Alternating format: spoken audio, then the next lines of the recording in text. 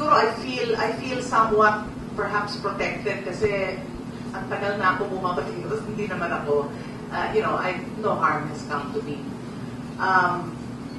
But over media, people who formerly were somewhat friendly or at least allowed us a fair shake, suddenly had an opinion of their own. Suddenly, yung mga dapat ay neutral, ay hindi neutral. Kung hindi, meron na silang, sa umpisa pa lang, ay may opinion na. Galit na. Okay? So wala ka nang masasabi dahil the door was shut in your face. Kumbaga, the mic was closed and there was no other recourse, but whatever you said was just malas mo. Kasi ginamit. Kaninang umaga, ay ginising na naman ako ng isa pang imbitasyon sa isang radio station. Ang unang-unang panat sa akin, Katoliko ka ba? Okay, hindi walang magandang umaga po, Mrs. Sabrera. Walang gano'n. Sa halip ko sa pinati ko.